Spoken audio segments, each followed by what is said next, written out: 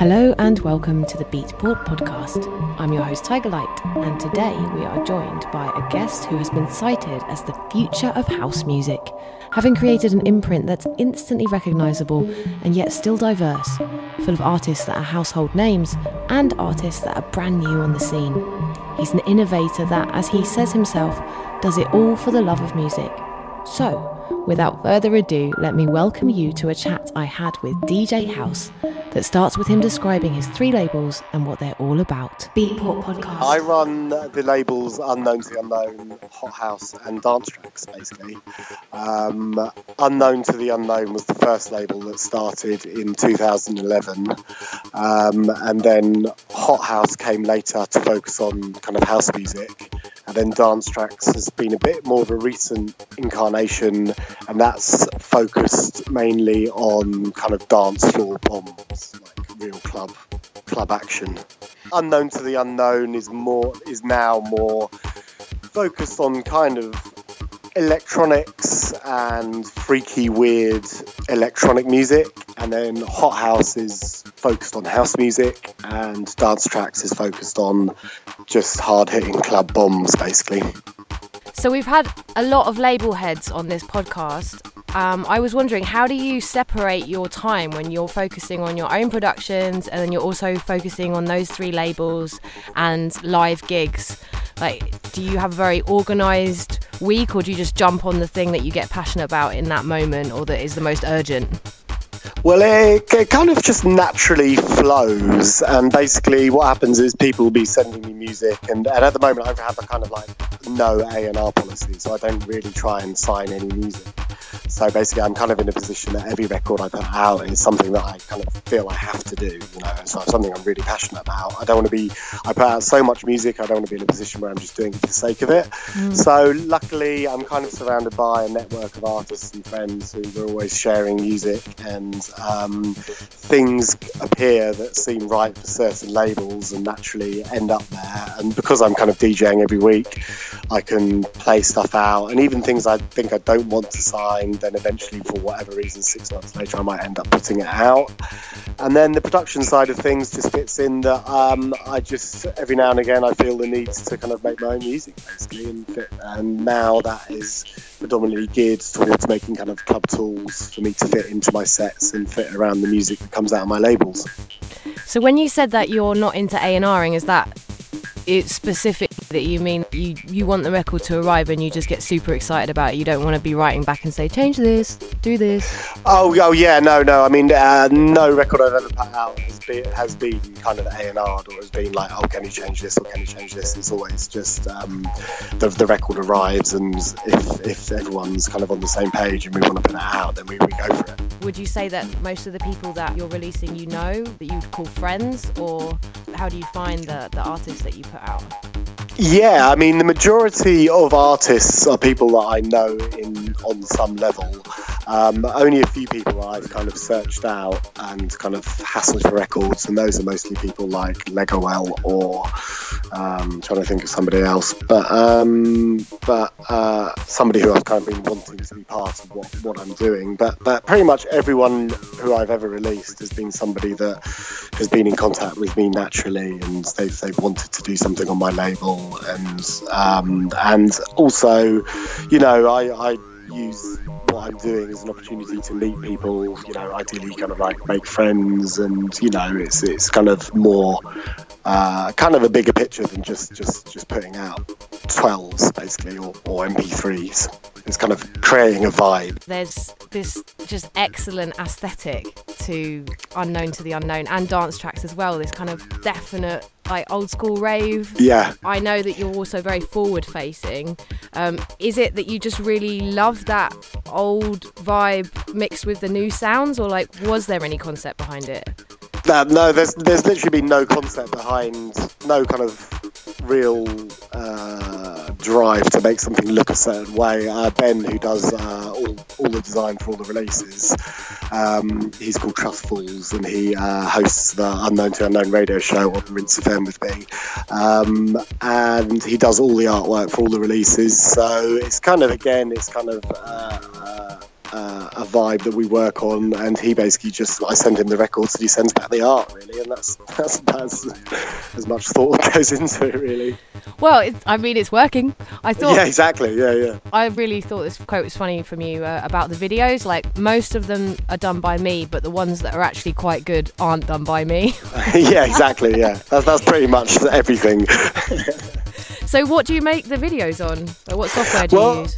I was doing everything on iMovie, but now I work with an animator called 3D Person who has done the contactless video and a couple of other videos. So they're all purely animated on whichever hip design animation program that people are using. But yeah, at the moment the YouTube channel is just mainly focused to uploading kind of DJ sets or just kind of the occasional track from the releases. And the odd video. It's been known as a label that puts out a lot of output, not necessarily with huge promo press releases. And is that how you're going to be continuing forward forever with that label? I mean, it's working for you. Yeah, I mean, I see it as a continuous stream of music of a similar nature. So I mean, it can be house music, techno music, ambient, new age, whatever, but it has a similar sort of vibe going throughout the whole thing. And I think for me, rather than spending too much time focusing on one record and putting too much effort and time into it, I prefer just to have everything I know the artwork's nice, I know the music's good, it's mastered properly, and we service it to all the DJs that like the music, and then we just get them out there, basically. It's kind of almost I guess the label kind of functions as kind of like a miniature shop. So it's kind of a shop within Beatport. Like the Unknown to the Unknown label page is kind of like almost like a sub-genre page within Beatport. You can go there and every week or every month there'll be like something new for you to discover. Promo-wise, we do as much as other labels. We just do it in a different way, basically. So, we spend more money on putting out physical records, getting those in the shops, making sure each record's got super nice artwork, super nice covers, everything like that. To some people, that's more beneficial for them as an artist to have that record in the shop than, say, an expensive press campaign. Or I'm not saying that's a bad thing, but do you know what I mean? It's just different people want different things, you see.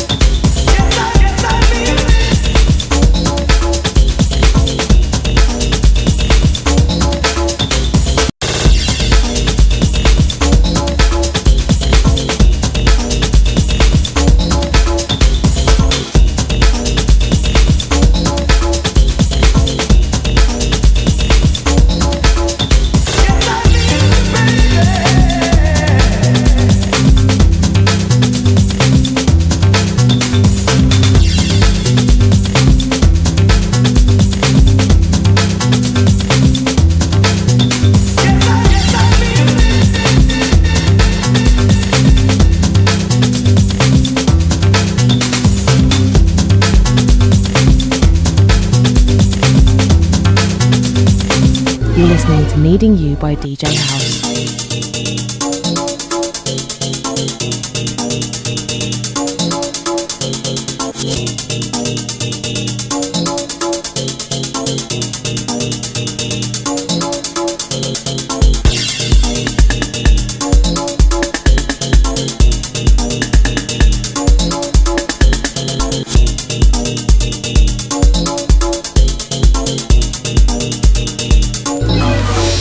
Yes, I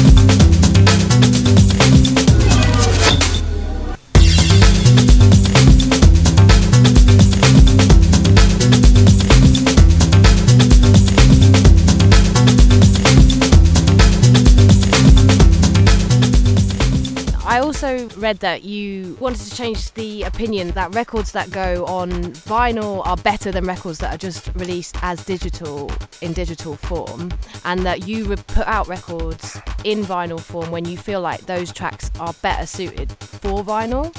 And I was wondering like what it is about a certain record that makes you go, right, that has to be on vinyl opposed to on digital. Yeah, that's a difficult question, but I think it's just the nature of the music. So personally, for my own music, I don't release that much of my music myself on vinyl, and obviously I could, it's my label, I could quite easily do that. But for me, I make my record and I want to get it out there. For me, so digital is just perfect. It's brilliant. I just get it out there, get it up, and people have got it straight away. But with vinyl, you've got to wait kind of 3-4 months before it's even out in the shops. So, you know, and the vinyl market's really tough, and it's a specific kind of sound that sells on vinyl. So, I mean, some artists, obviously, they say, you know, I really want it on vinyl. It's such a unique decision to make when you have a record, whether or not to do it on vinyl. Yeah, the vinyl market is quite it's a weird one these days, because it's very popular but still quite niche. So is it for you based on whether or not the artist has more weight, and so therefore you know that your investment in the hard copy is going to actually sell? That's an interesting question as well, because that kind of carries no weight these days. I released a couple of records last year from Falcon Black Ops and Contactless and Ludwig A.F. Rothschild, all which were brand new artists, and Contactless and Falcon Black Ops are completely anonymous debut artists, and they don't have any social media, they got nothing, and just for the sound of the records they all sold out just through how they sound, you know, and it's just you can never tell, you know, sometimes you never know what's going to sell and what's not going to sell. Did you feel apprehensive as a label owner going into that, releasing these debut artists in that way? I took the decision that I had to do it as a label to keep it interesting, because it got to a point where I am releasing some quite big artists and very well established artists, and you need to be known. I feel Unknown to Unknown needs to be a place where people can come and discover some really wild stuff, and it's always good if they don't, you know, if they find something they love but they don't know anything about the artist and they find something brand new, the discovery of that video or that vinyl or that MP3 or whatever it is they've got is kind of the most important thing. The unknown. yeah, exactly. Sorry. Yeah, no. Like you said, you've done things differently. You've or thought outside the box. Used the internet to your advantage from the beginning of the endeavour with this project that, you know, started off as a YouTube channel. Well, started off as a night, and then you were unknown to the unknown, and then I think the YouTube channel was at the same time. Was that right? I just don't think it had any kind of thought process behind it. So just whatever it was at the time. So it kind of still stands today. I mean, it's not necessarily a record label. I mean, it is, but it could be anything it wants to be, really. It's not tied to being a record label that puts out vinyl and MP3s. You know, hopefully it can do whatever it wants. Be an umbrella for all your creative ideas. Yeah. In your day-to-day running of the labels, what's your favourite thing about it and what's your least favourite thing? So the more boring kind of mundane stuff about running a label, such as paperwork and things like that, and is kind of a bit time consuming and boring and quite you know, you've got to make sure you get that stuff right, so you have to actually think about it, but then what I really enjoy about the label is just kind of creating a product from start to finish. So starting with somebody who sent you with the music as a pre-master, through choosing who you're going to get mastering that track, to getting the artwork, to, you know, actually putting it out there, sending out the press release and getting it sent out by a press company. That's the kind of stuff that's really exciting, and then fingers crossed it translates. Well, it definitely is. So that's all good. What about you as an artist? I mean, you're putting all this energy into bigger artists, into new artists, thinking about artwork.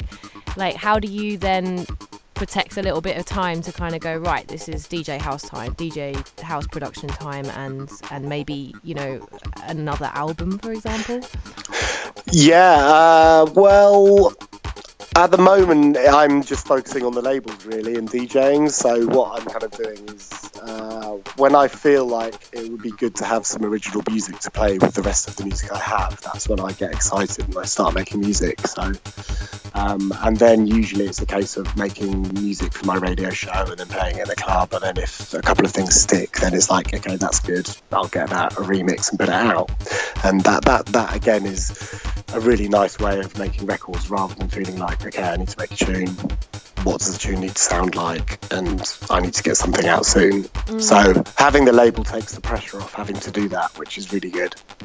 And obviously, you know, you had the Defected compilation in 2017, and then last year you put out the Enters Into the Unknown Volume 2, which was a 44-track release. Are you going to put out, I mean, they're albums in themselves, even though they're compilations, they're still, you know, great bodies of work. Like, what's the plan with that for 2019? Not sure yet. I haven't thought that far ahead, so yeah, not sure. Haven't got a clue. Was it a lot of work putting them together? No, they all came together really naturally. The Defected album was like a real pleasure to work with. That came together really easily, and then again the DJ Haus Into the Unknown compilation came together really naturally. You know, I had loads of music from lots of artists who kind of, it felt like it might be a bit forced if I was just doing a release with them, so it was quite nice to put them all together as a compilation. So, you know, again, not getting stuck into the rut of just releasing big names for the sake of releasing big names. So I was able to kind of do stuff with some bigger artists, you know, collaboratively, in a kind of bigger project, rather than just a release. So that was really nice. I was wondering, I read a quote, Defected said that cited you as the future of house music. I was wondering about how it felt to get such an accolade from such a well-respected label. Yeah, I mean, I love those guys to death, and I was chuffed with it. Yeah, the whole project, it was great. Yeah, it was really good. So it's just super inspiring rather than like, whoa. Yeah, super inspiring. I mean, I kind of know the guys there that I was working with the compilation, so it's hard to kind of take that in. But yeah, it was very nice thing to say, yeah, for sure.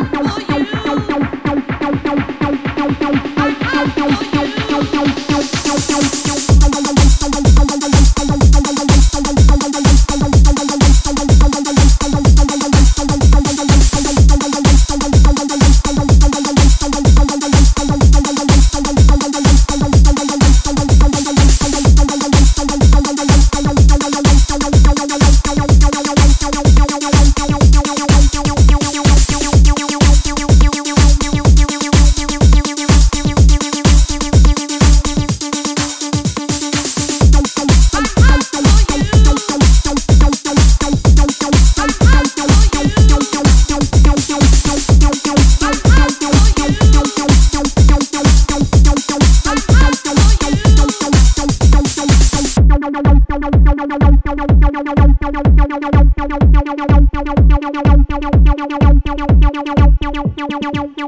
listening to Hot For You by DJ Haus.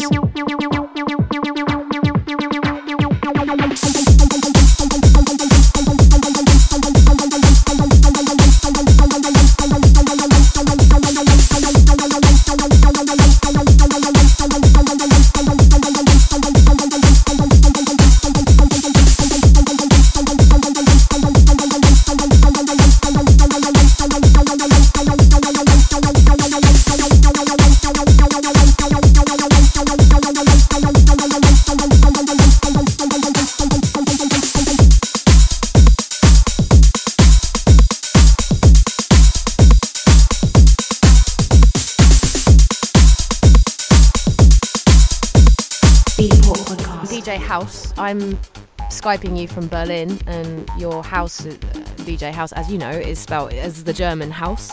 I was wondering how you came up with the name.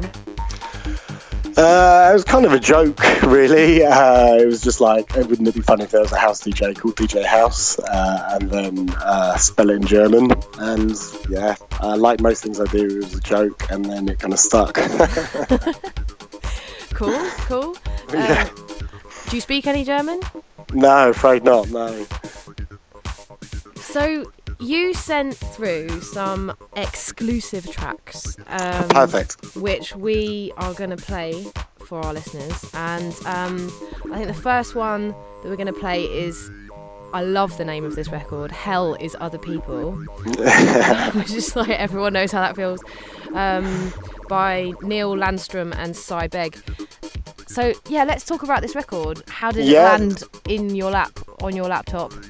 So I've been in touch with Neil Landstrom for a year or so now. I released one of his records last year, and we put that one out. It was really good, and he got in touch towards the end of last year and was like, "Oh, I've got these tracks. What do you think?" And again, you know, they fitted so perfectly that it was a bit of a no-brainer, really. So this one's going to be coming out after the summer. And it's made with Cy Begg, and I've been playing out a lot on it. It's a really kind of weird track, but it really goes off. It's good. Intense, bleepy. Yeah, it's a good one. That one's on Unknown to Unknown. Is it just a single, or will it be an EP, or? Oh, that will be an EP. That's part of an EP. Yeah, that's just the A side. Have you worked with Cy Begg before? No, I've never worked with Cy Begg before. He's kind of a producer that's been doing, but there's obviously done a lot of stuff. Pretty chuffed to have Neil Landstrom and Cy Begg collaboration on Unknown to the Unknown. That's a bit of a dream come true, really. I love the fact that he's in a band called the Cabbage Head Collective. I didn't know he was. No, yeah, that's pretty good going. With Christian Vogel, Tim Wright, Neil Landstrom and Anthony Michael Alexander, which, I think is just the most amazing band name I've ever heard. So that's pretty good. Along with the track name. So that's coming out after the summer on Unknown to the Unknown.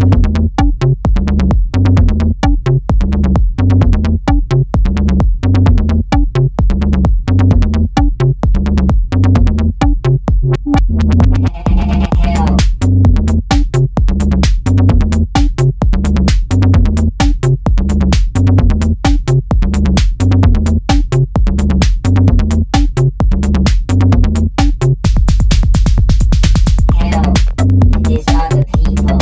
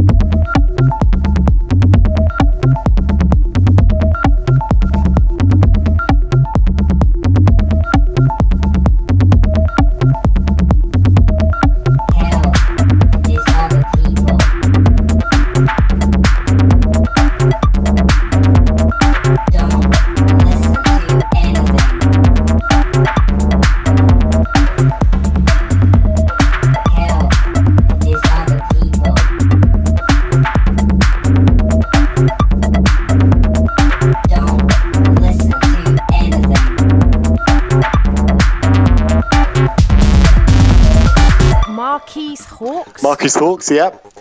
This is a record I'm super excited about.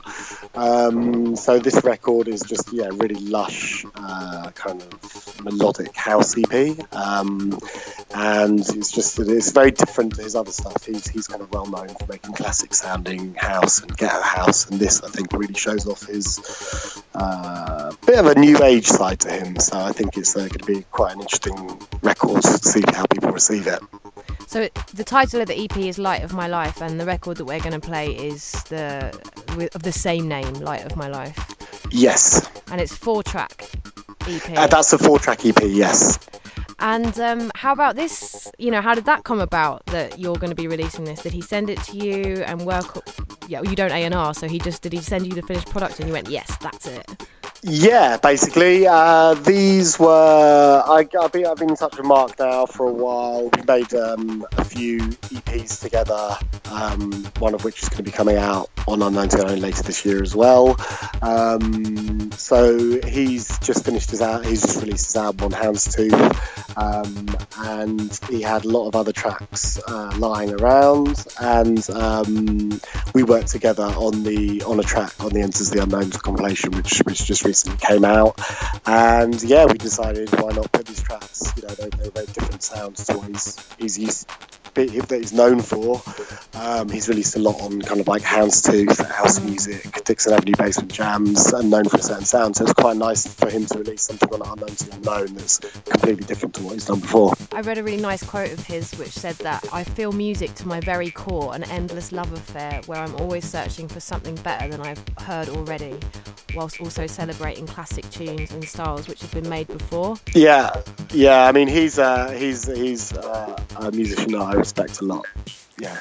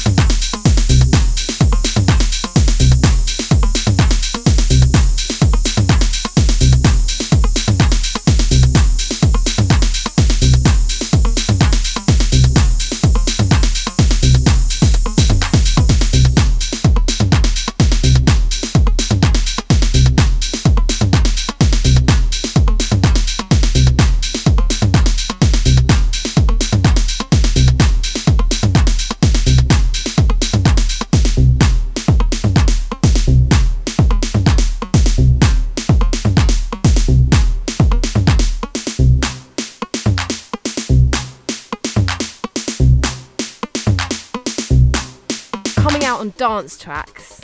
Ejeka, yeah. Northern Irish. Yeah, it's a 4-track EP. Yeah. It's Dance Trax Volume 18, and it comes with a Truncate remix.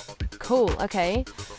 So is there a story behind this record? How did Well, I mean, you know, Ejeka did a record on Dance Trax last year or the year before, and it was just about time for another one, really. And then what I also really enjoy about the kind of putting records together is thinking kind of like, oh, which two people might not be in the same world? So Ejeka and Truncate might not, you know, possibly have crossed paths had it not been for releasing on Dance Trax. Mm-hmm. So it's quite nice to be like, oh, wouldn't it be amazing if Ejeka did a 12 with the Truncate remix? And so I can kind of put those together in my head and then, make them become a reality, really. And the Truncate remix came out better than well, not better than I expected, but it was just exactly what I thought I'd get, and it was perfect.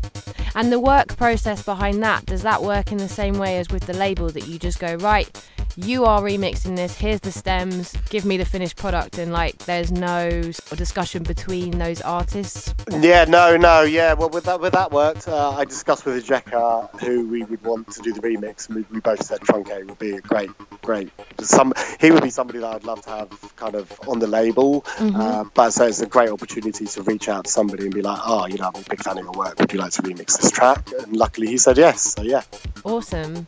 Yeah, it's just interesting to kind of hear about your work process, because when we've spoken to other people that run labels on this podcast, you know, there can be a lot of toing and froing that goes on, like with remixes, even to the point of people getting the remix stems and then adjusting it as to how they like it, like the original producer, which is like almost like the opposite of the way that you're working.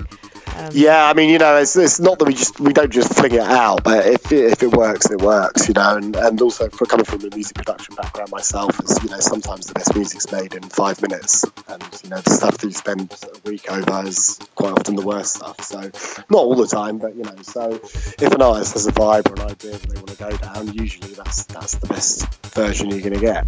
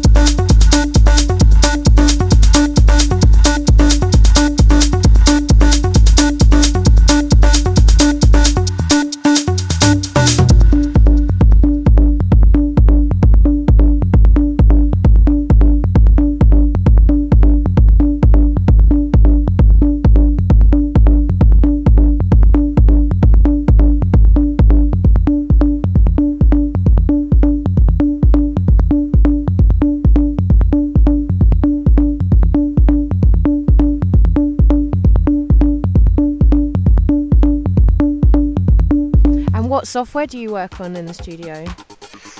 I work with Logic, and I have some modular synths which I use. They're your go-to compositional toys? Yes, yeah.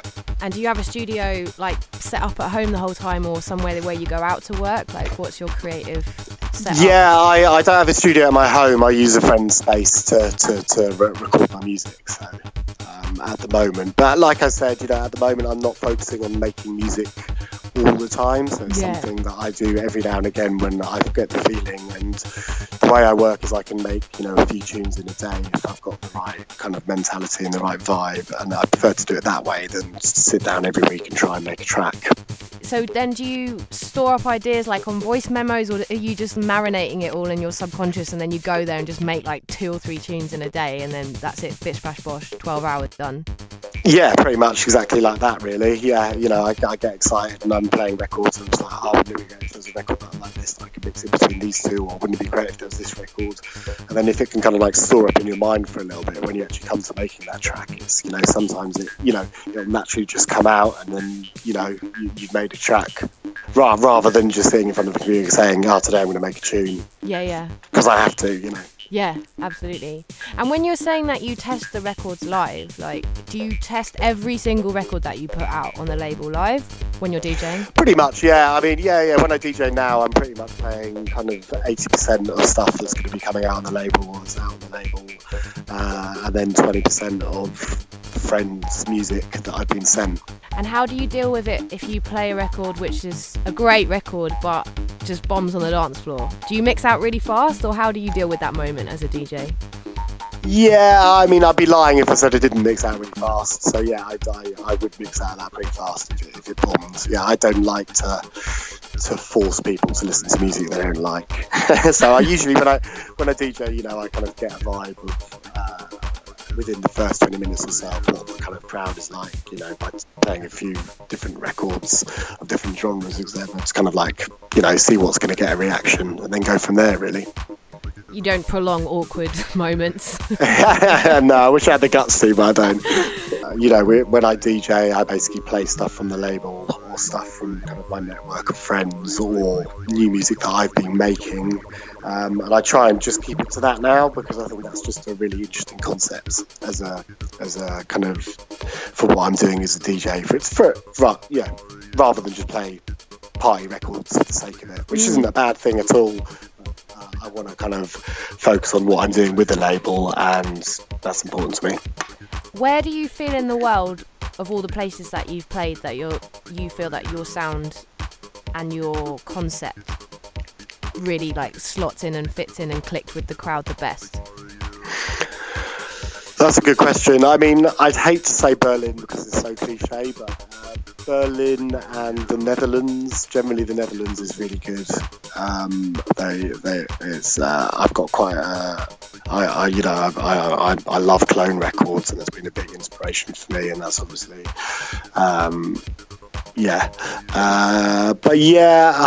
trying to think if there's. I mean, Berlin does stand out because that seems to be a very popular place for the label. What about London? How is the house scene in London now? Are you feeling at home there? I mean, with so many clubs shutting down. Yeah, I'm in London, but I mean, for me, because I'm DJing kind of abroad most weekends, I'm not. I don't know what the house scene is like in London, if I'm honest with you, because a lot of the label stuff I'm doing now is done via the internet. It's not as city-based as it used to be, I guess. So, I look at the records I release, and I release people from Germany and Amsterdam and Holland and, Japan and, all over the place. It's not tied to London. But, I mean, house and techno seem to be very, very strong, very popular. Tick, tock, tick, tock, tick, tock, tick, tock, tick, tock, tick, tock, tick, tock, tick, tock, tick, tock, tick, tock, tick, tock, tick, tock, tick, tock, tick, tock, tick, tock, tick, tock,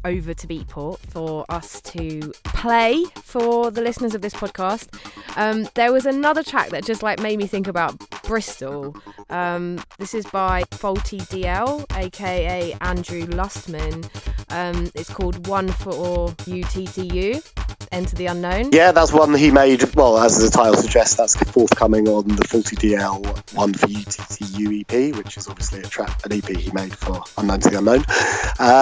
It's like 130 BPM, broken beaty, big bass, vocal sample jumping in and out. Like, it just, I don't know, in my head it just took me to Bristol somehow. Yeah, he's pretty bonkers. He's a New York based producer. He's released on a lot of kind of labels from Ramp to Ninja Tune to Swamp 81 and probably countless more. Planet Moo, right, okay, yeah.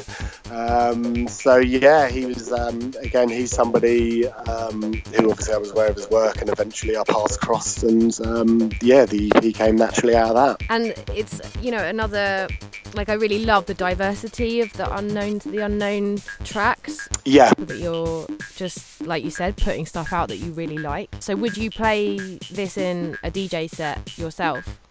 Oh yeah, 100%. I have been. Yeah.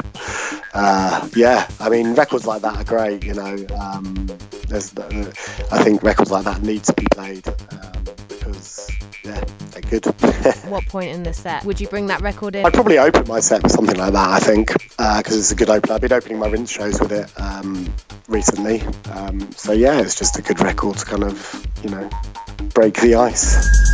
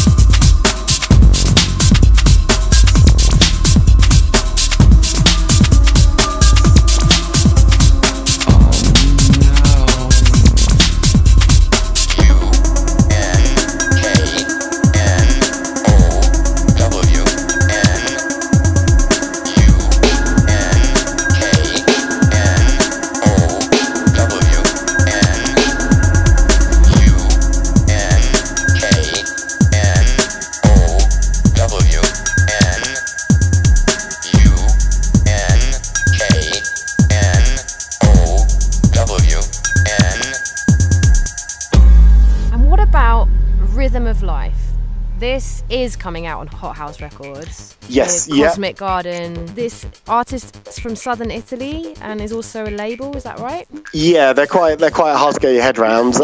But Cosmic Garden is I'm not even too sure about it. It's either one person or two person. I think they're brothers.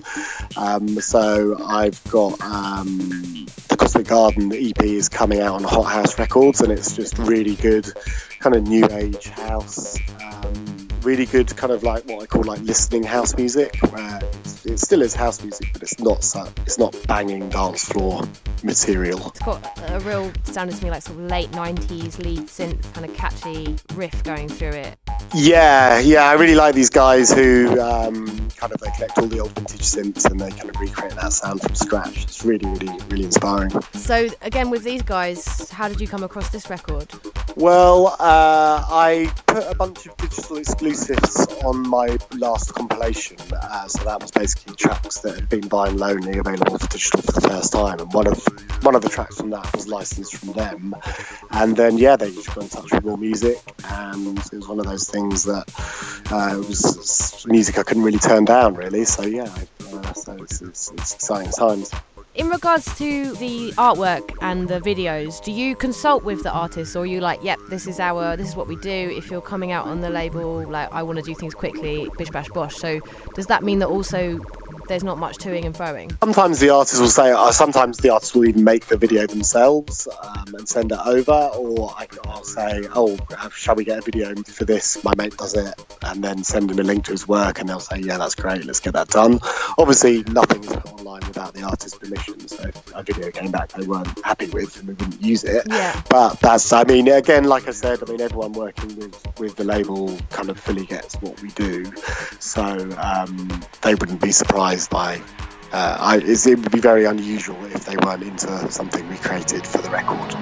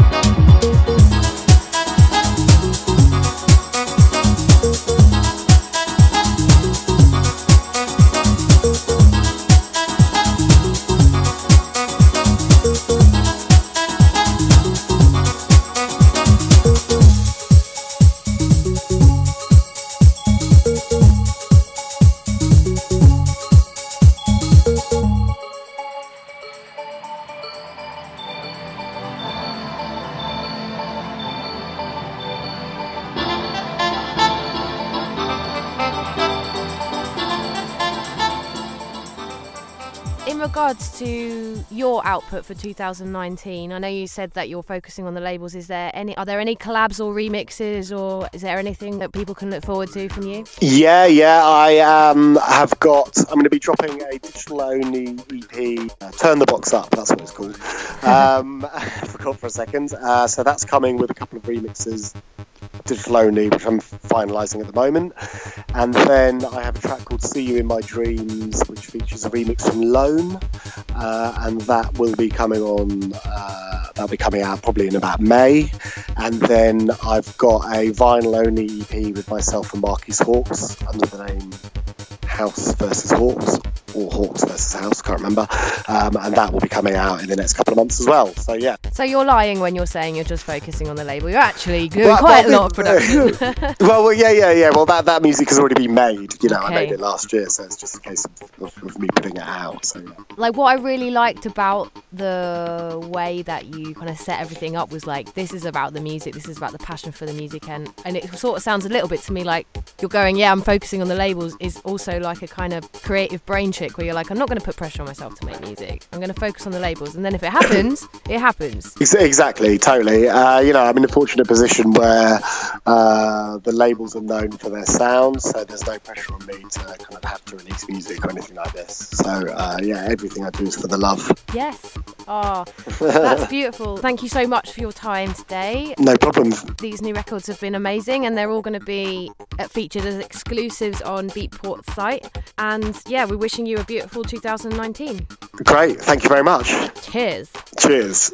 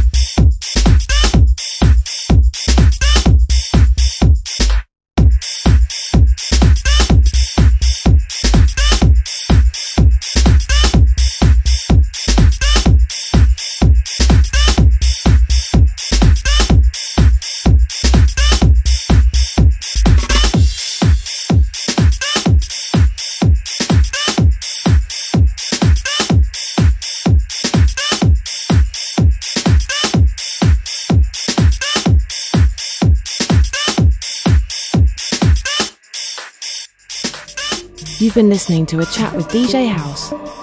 This is the Beatport podcast, and I've been your host, Tigerlight. I'll see you next time.